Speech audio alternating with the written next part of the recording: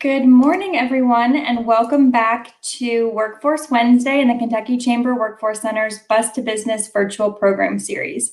I hope everybody is staying safe and warm from this icy winter weather we're having here in central Kentucky, but wherever you are, I hope you all are staying warm and keep your power.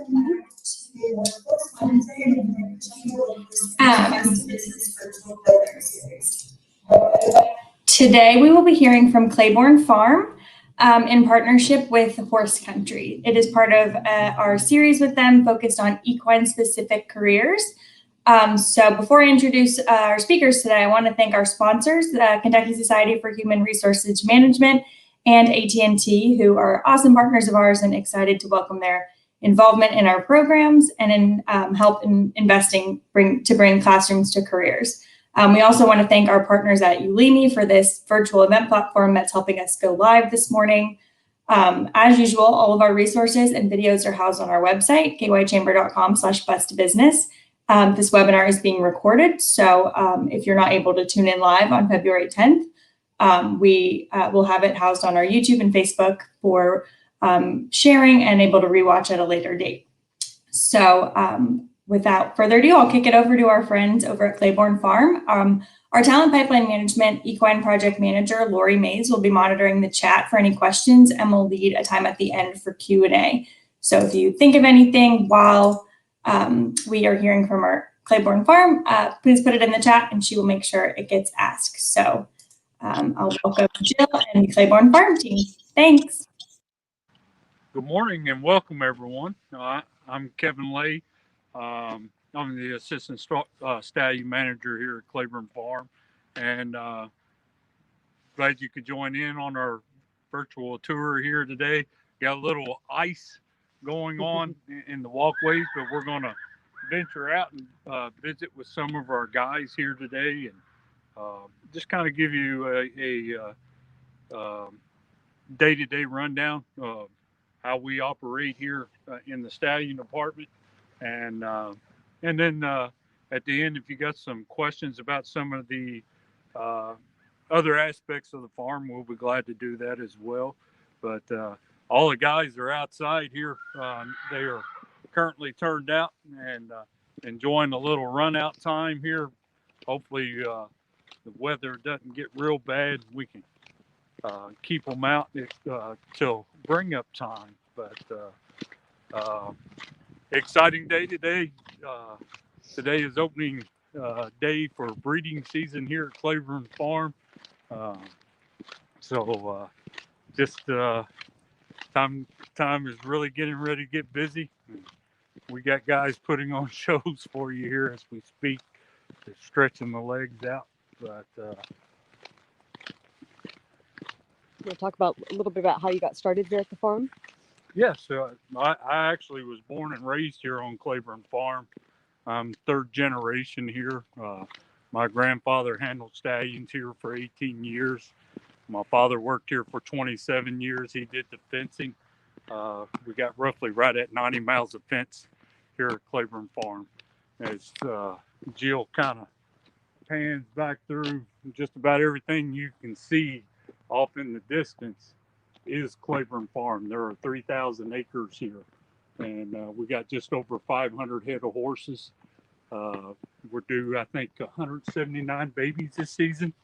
Got, 31 on the ground, 30, 31? 36. 36. Yeah. That number's already jumped on me. The guys were busy last night. But and then we have, off in the distance, we have 627 acres that have yearlings over there. And then we're, like, as you see, we're walking through our stallion complex as we speak. We've got 12 active stallions, one retired stallion down here. So it's pretty awesome. Coming out of high school at the age of 17, decided I wanted a job, try to work with these guys. I had no hands-on experience actually working with horses, but they gave me a shot and started out in bear and mares. About 3 years later, I actually delivered babies here for 6 years. And then in 2003, got the opportunity to come down and work with the stallions, and been doing this ever since. And just it's, horses get in your bloodline. You can't get rid of them. They stick with you forever. But we're gonna step up here and visit with Mastery here. He's one of our up and comers. Tell us a little bit about Mastery. Mastery is a 7-year-old son of Candy Ride. He's out of an old Trieste mare. And this guy was actually bred and raised up the road here at another local farm here called Stone Farm. And this guy was trained by a gentleman from California by the name of Bob Baffert. And he had 4 starts on the racetrack. He was actually undefeated, had an average winning margin of 6 lengths while racing on the racetrack. He was a grade 1 winner at the age of 2, and then a grade 2 winner at the age of 3. Was actually one of the early favorites for the Kentucky Derby, where when he defeated Iliad in the San Felipe Stakes, and unfortunately sustained an injury in that race and then knocked him off the Derby trail. But Yes, you did. yeah, he, as you can tell, they all love Candy. We got them all just a little bit spoiled here. They're our big pets, but this guy's first crop of babies are 2-year-olds this year, so we're really excited to see him start hitting the racetrack here. And Jill's our sales coordinator. She saw them sell last year as yearlings. They really sold well, so there's a lot of excitement about this young guy. So we're keeping fingers crossed. And, hopefully everything goes on and has great success here for us. Tell us a little bit about a typical day for you working, as part of our stallion team. A typical day starting now with the breeding season. I arrive in here at 5 o'clock in the morning. I actually had 3 horses that I take care of. I take care of Blaine, Lee, and Ironicus. I'll come in if they are not on for a breeding session in the morning. We'll get them turned out, let them get some exercise. If one of them is on, we'll keep him up. We'll go in, get our stalls mucked. We will actually shake the stall with the horse in the stall. And once we're done with that, we get them cleaned up, get them ready, have them ready to breed by 8 o'clock.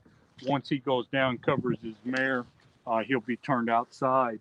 But through the breeding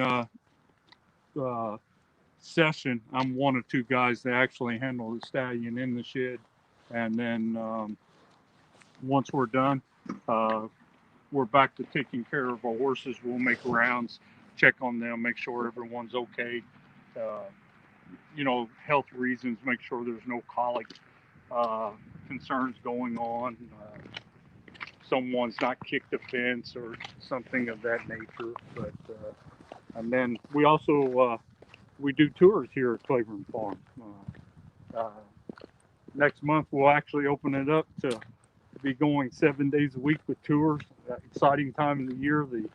The road to the Kentucky Derby gets fired up, and we get a lot of visitors that come out, and we get to show these guys off. They get to come out and actually interact with them. It's a very special time of the year for us. And an offspring of one of these guys, one of our older horses, Flatter, he actually sounds like he may have a couple on the Derby trail at the moment. So but it's really exciting when you get to follow their progeny and see those horses mature and go on to racing. What attracted you to working with the stallions once you got involved with horses and then eventually gravitated over towards the stallions? What about this aspect of the business did you find appealing? It's just following in my grandfather's footsteps was one of the main attractions. But this is it. I mean, when you stop and look at these guys, they've been there, done it. We have a Kentucky Derby winner here. We have a Preakness winner here. Of course, back in the day, growing up as a kid here. Secretariat was here. I got to see him. So that, yeah, it's once they're in your bloodline, there's maybe 10 or 11 guys and ladies that are second, third generation out here that work here. And if you cut them open, instead of bleeding red, they bleed the Claiborne gold. Claiborne yellow. It's a lot of fun. But the stallions, I love the stallion aspect. And, just going through the whole thing. And you mentioned, you're third generation, but if people wanted to get involved that didn't have any horse experience, is that a possibility as well? It is. I actually have he's 18 now. He started out here part-time working weekends. He started out with mares just like I did. At 16 years old, he was in the foaling barn. He would text me, "Hey, Dad, I just got the help full of Warfront." He got a curling one time, and but yeah, everyone has to start somewhere. Everyone's given an opportunity. If you're not afraid of horses, you can do it. Good job. I will tell you, it's addicting. Once you start messing with them, especially the babies are addicting. If you follow the farm's website, Facebook page, or Instagram page, you'll always see someone posting pictures on it that works here with the mares and all the foals, babies, yearlings. So it's really exciting. So we opened up our shed today. How long is that breeding season going to last, and how many mares will each of these stallions cover during that breeding season? Well, the season will last about 154 days. 10 of the 12 stallions can breed up to 140 mares a season. It doesn't necessarily mean each one will, but they're capable of getting up to 140 mares. A typical week, we can, Monday through Saturday, we can breed 10 of the 12 guys 3 times a day, twice on Sunday. That'll last from February 10th to July the 3rd. And, we're hoping to breed somewhere between 900 to 1,000 mares this year. All systems go during that breeding season. It is. It's busy time. And, we're just trying to match the foaling crew up on the hill. They're having their babies now. It's really exciting. Is there a particular stallion that you've got an affinity to? Blaine. Or favorite? Yeah. Blaine's my man. He's a great kid. Just a great personality to be around. There's nothing mean about him, but he sure is kind of cocky. And then, of course, he's kind of unique, having been bred and foaled right here at the farm, and then retiring back here to stud, obviously. Being a homebred horse, he is also the farm's first and only Breeders' Cup Classic winner. So you can see he's kind of down there in the far end of his paddock. We'll see if we can't get him to come over and say hi to us. Come on, kid.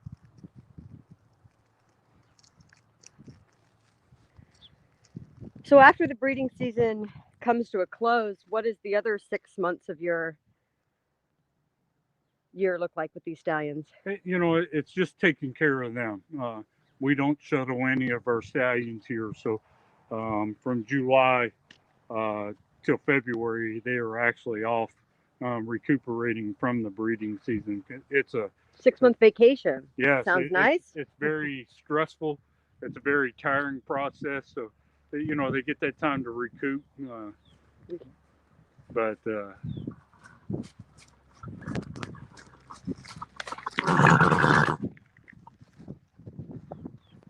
well trained. He's a very handsome guy. He's very lovely to look at. Got very good conformation to him. And he's just got a good disposition to him. As a breeder trying to breed a racehorse, this is the type of horse that you're hoping you get. Had 13 starts on the racetrack with 9 wins, 2 seconds, 2 thirds.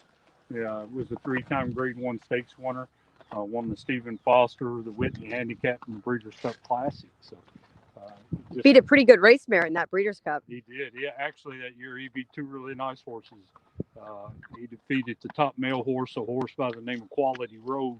He actually defeated him 3 times, and then he defeated the top female horse, the Filly Zenyatta, in the Breeders' Cup Classic. So, you bet on that day? I did. Bet you were screaming him home. I was. It was really exciting because I actually found out after he won the Whitney that I was going to get him to take care of. I was able to be there at Churchill and watch the race, and it was a really exciting time. You hear that? You're the favorite. He is. He knows that he's. One more. We got one more guy I'd like you to see here. Of course, this is the big man.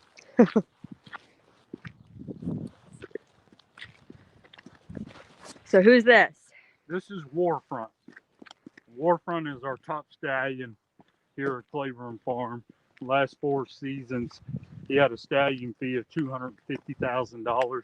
This year, the stallion fee has been lowered some. He still stands for $150,000, but he's 19 years old, and this guy, he is kind of. Can do it all.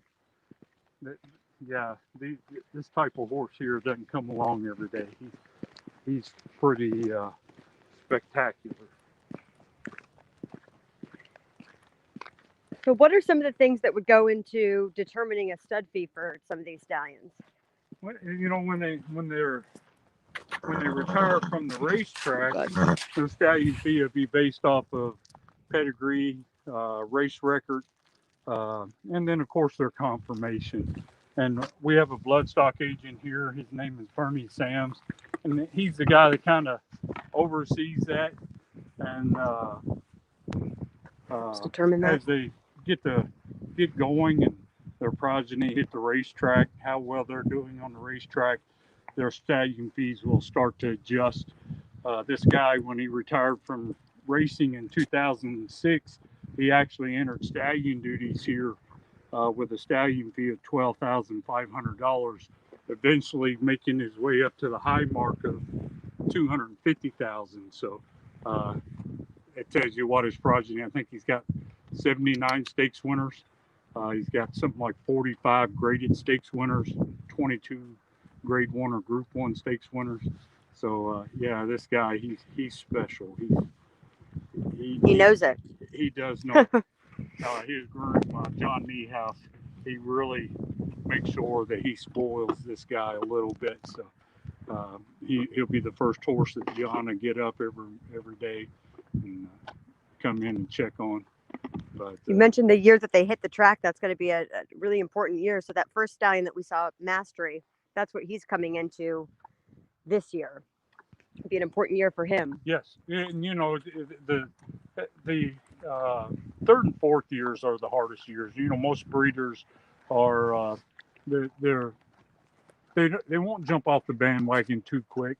So they'll give them a couple of crops of racing age to see how well things are going to go for them.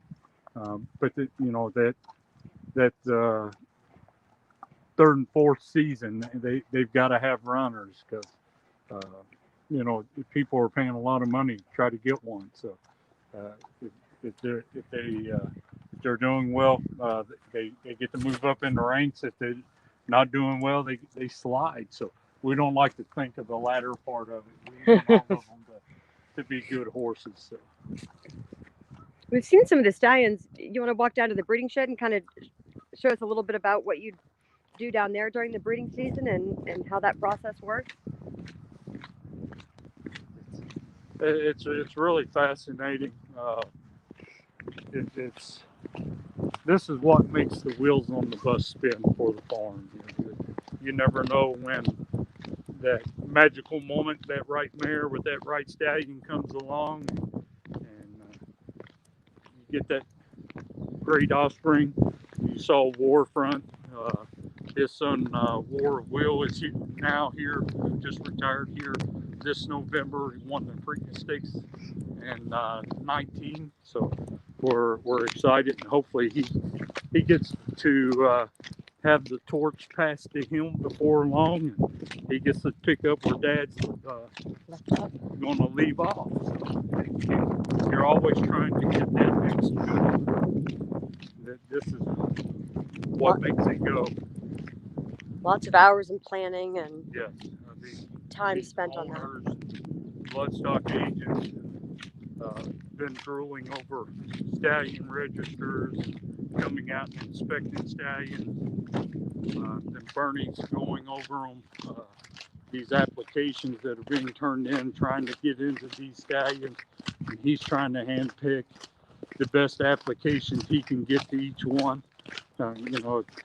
These ladies can make or break these guys, so the better quality of mare we can get into the stallions, the better chance of success for these guys.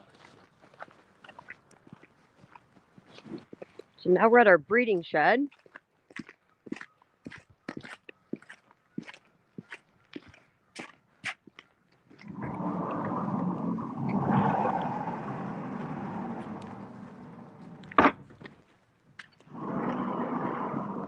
So this is our shed here, and the breeding shed here at Claiborne Farm is actually kind of sacred ground in the thoroughbred industry. The shed itself was built back in 1915, and everything about the structure itself is still pretty original, other than the surface and the padding. But since its induction, there have been 22 Kentucky Derby winners, 20 Preakness, 22 Belmont winners. 6 of the 13 Triple Crown winners were conceived in this very box. It's where Dallin Fox, Omaha, Whirlaway, Count Fleet, Secretary, and Seattle Slew were those 6 guys. So, Quite the honor roll. yeah, quite the honor roll. And starting today, we're trying to add to it. We're hoping we can follow in the footsteps of the stallions and the men that have been here before us, and try to keep the tradition going here. So. But, in the thoroughbred industry, it all has to be a live mating. So there's no artificial insemination done. So And we breed several mares that come from off the farm. So if they're coming from off the farm, what's the process like from when they're coming here? You all are receiving them, and they'd like to be bred to one of our stallions. As a breeder from off the farm, you will actually come out and inspect the stallion that you're interested in breeding with. We'll get them out. We'll do a stallion show for you. You can look at their conformation. We'll walk them so you can see how they move. Make sure there's no hitch in their step. And then if you're set on the guy, we'll introduce you to Bernie Sams, the bloodstock agent here, and you'll go in, fill out an application. You'll have to present the pedigree of your mare. Has to be, I think it's at least 3 generations back for inbreeding. And then he'll take the applications, as we were talking earlier. He'll try to hand select the best. If it's mastery, he'll try to hand select the best 140 applications he can get, and he'll notify you if you're in. He'll notify you if you're not. If you're fortunate enough, you get one of the applications, you get in. Starting today, if you're a mare, we actually had 2 mares that bred this morning. So they'll contact the farm and they'll set up an appointment. Once Melissa has got you penciled in or shared with one of our, with the stallion you are going to, he is available. You have done your teasing process, making sure she's in heat. You will come out. We have a lower parking lot for our gooseneck trailers. We have a loading chute for our box vans. We will have a teasing guy. He will call you up with your mare, and she goes through a teasing stall. Teasing process, again, here at the farm, we're just making sure everything's good to go. She'll be placed in this stall. Our teaser, Julio, will be here, and he'll tease the mare. And the teaser's main, role is to make sure that the mare is going to be receptive to being bred, yes, correct? Yes. We, stallions that you you just saw a while ago, they can range in value from anywhere from 10 million up to $85 million. So we do not want to get these guys in here and get them hurt. And they can generate a lot of money for this farm and their shareholders. So, and they're our livelihood as employees here as well. So we're taking extra precaution. We're just making sure, because sometimes you get a mare and you get her away from a buddy, and or you take her away from a baby, and she's in a different surrounding than her original place of home. Then they get a little excited. So this just kind of is a refresher course, just reminding her where she is going to. But once she has been teased, if the guy teasing the mare, if he approves, he will then have the mare brought over. This is our washroom. So she'll come in and she'll actually be, you will lead your mare into the stocks, and he will shut the stock gate, and he'll wash the mare up, wrap her tail, and then they'll come back up to the breeding shed. They'll start forming a little line. We'll bring the first mare in, bring the stallion, which whom she has a contract with, and we'll bring him down. On a good day, it'll take the whole process from teasing to having the mare mated. You're talking about anywhere from 10 to 15 minutes. So it's if everyone's done their job correctly, it goes pretty smoothly. Takes a lot of people to make that happen. Yes, not just here, but the farms, the other farms that where the mare is located. They have the teasers, the vets, vet techs, and everything, just trying to make sure that she is ready to go.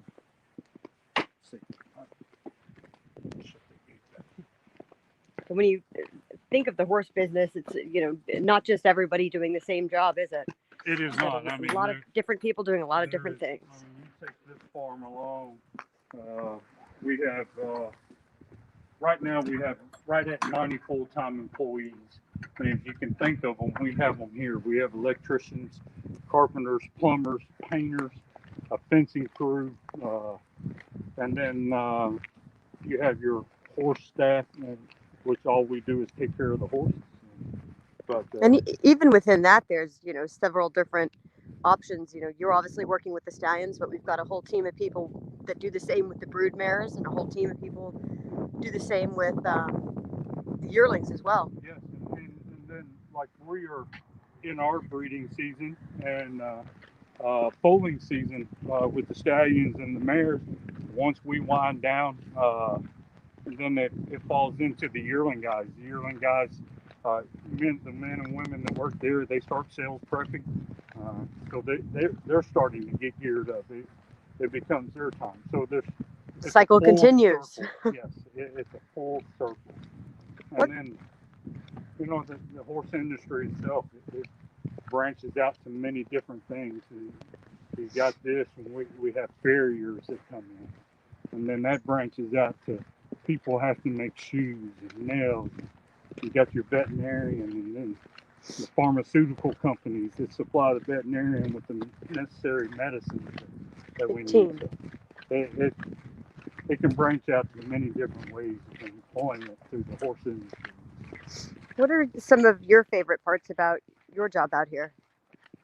I love it all. I enjoy just the hands-on with the horses. A horse can teach you so much if you're willing to listen to them, pay attention. They'll teach you something pretty much new every day if you'll listen and watch. So. And then, of course, I like the tours. I like meeting people. My dad. Fun to share what you do with other people. I'm sorry. Fun to share what you do with other people. Get to show these guys off. My dad always told me I took after my mother that I had to gift the gab. I don't meet strangers. I like meeting everyone. So we're headed over to the visitor center now. We figured if anybody's got any questions, Kevin's happy to answer those or talk any more about any other interests you all had. Thank you, Jill, so much for everything. You've covered, a lot of stuff today. I think it's fantastic and been able to see a lot of things. I just had a couple of questions that I think people might be interested in hearing about. You guys talked a little bit on the ability for someone that's had no previous experience in the equine industry of how they get started. Can you go a little bit more in depth on if someone really has no connections to the equine industry, no previous experience, et cetera, how does someone get started? Do you suggest that they pursue a certain type of education or, some other type of work-based learning opportunity, or what's a good way to get started in the industry? There are several different ways. One, of course, a lot of your ag departments in the high schools do some kind of equine. The local high school here at Bourbon County, they do a animal science class that you can go into, and they actually will specialize on the equine a part of it, and then you've got animal science in college if you want to do it, and pursue a degree that way. There are farm management classes in college as well. If that's not a way that you're wanting, you can actually just come out and fill out an application. A lot of times I'm that way. I'm a very hands-on person. I actually learn faster by doing things hands-on than buying an instructor. So another good option is a lot of the larger farms and the smaller farms, for that matter, will offer internships. For instance, we've got 3 interns right now from all over the country that have come here, and with varying degrees of hands-on experience, and they certainly, by the time they're leaving here, will have significantly more experience than they came with. So that's another good option if people are interested, is to go and do an internship and see if it's something that you're interested in. Great, thanks. And Joe, we've heard a lot about the day-to-day operations and kind of the responsibilities of the staff on the stallion division. Can you tell us a little bit about your role and how you got to where you are and the kind of the career path you've taken? Yeah, so I help with all of our public sales out here at the farm. Any horse that we're going to sell through public auction, I kind of help oversee those horses and then represent those horses out of the sale. I got started, I was in college. I had show jumpers and rode show jumpers at the time, and decided to go and work one of the thoroughbred sales just to, see what it was all about. So I did that. The lady that I worked at that sale for became my first employer in the horse business. I worked for her for several years and, got experience and started to understand the lay of the land, and then came out here to Claiborne Farm 2 years ago and have been helping them with all of their public sales. Great. And as you guys said, there's a plethora of opportunities within the industry, not necessarily hands-on. So it's interesting to hear about your career path and the way you've come about it. You mentioned that you had show jumpers before, and I know that a lot of people are involved in various aspects of the equine industry, not just the thoroughbred industry. Since we're kind of focused on the stallion division, can you talk a little bit about the difference between like a sport horse breeding operation and a thoroughbred breeding operation, and how that may affect how somebody gets into the business and the skills they need to have? Yeah, so I would say, first and foremost, the biggest difference between those two industries is that thoroughbreds, all of our breeding is done live cover. And, Kevin had talked about that earlier. With sport horses, you're able to artificially inseminate. So that would, in my opinion, be the biggest difference between the two. Within a sport horse focused operation, you'd probably have a lot more science and lab work, and you'd be importing a lot of that semen to impregnate the mares with. Whereas with thoroughbreds, it's going to be a lot more hands-on. So the bulk of our mares are going to be concentrated in central Kentucky, the mares that are going to be bred to our stallions. And that's simply put because the mares are going to have to travel to wherever the stallions are. At the end of the day, you know, when you're trying to select a stallion for a mare, I think there's probably a lot of similarities between the two industries. You're trying to achieve the same goal of breeding an athlete. So, you know, that translates no matter what you're doing. But definitely the biggest difference being that, you know, all of this is going to be live cover. So with that knowledge, and I'm sure there's a lot of factors that are at play, but what's a typical length of breeding career for one of your stallions? Here, there's no. It is actually dependent on the stallion. You know, we've had stallions that we've had to retire at the age of 9 due to fertility issues, and then our oldest active stallion actually bred up to the age of 29. So it will have a lot to do with each individual stallion. Case by case. Yes. Yeah, it's definitely understandable. So we had talked about the staff that you guys have on board in your stallion division. Can you give our audience a little bit of understanding of the scope of Claiborne Farms in general and the divisions that you guys have, and maybe some different positions that are around your facility, so they can kind of understand the breadth of the work that you do?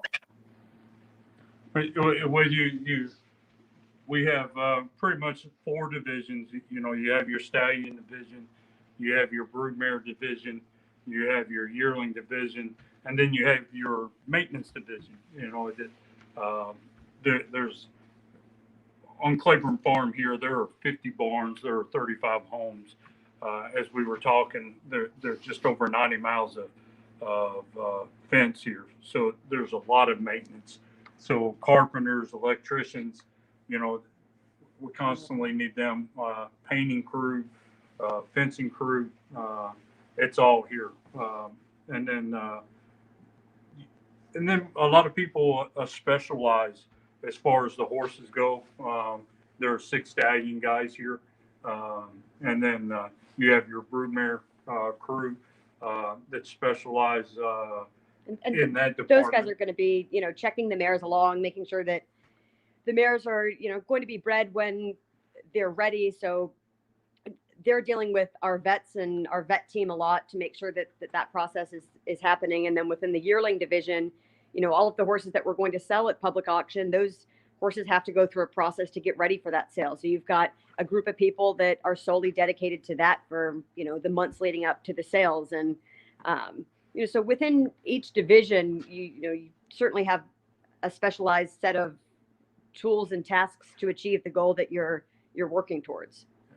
You take babies in the broodmare division, the broodmare men and women are teaching babies how to walk, being handled. Luckily for us down here in the stallions, when we get these guys in, the men and women through the broodmare and yearling division, they've taught them everything, you know, the picking of the feet, how to lead, things of that nature, getting manes full. So each division has its own specialty to it. So what you're saying is there's really a place for anyone at your facility and within the equine industry, which is great to hear. So I have asked all the questions I have and that we have had in the chat too. So are there any other topics that you want to cover before we wrap up here? And we greatly appreciate you guys taking your time this morning. No, thank you for letting us join in with you today. Yeah, it's fun to share what we do with other people. And, you know, I definitely encourage anybody that has any interest to reach out. You know, the horse industry is a very welcoming industry top to bottom. So whatever you're looking to do, or even if you don't know what you're looking to do, you know, the best place to start is just getting in touch with one of the farms and, you know, going from there. Great. Well, thank you so much for all of your insight. Harper, I'm going to turn it back over to you. Yeah, thank you all so much. Thank you, Kevin and Jill and Claiborne Farm. This was a great session today. I know I learned a lot. So thank you all so much. Yeah, thank you guys. So just a couple of housekeeping things. I know I learned a lot today. Thank you all for tuning in, whether it was live or after. We had a great session today. And thank you to Horse Country for their partnership with this. Like I said before, this was the second of a 6-part series with them focused on equine specific jobs.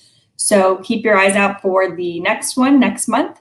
Our next live session is going to be taking place next week on February 17th at 10 a.m. with Bacon Farmer Workman Engineering.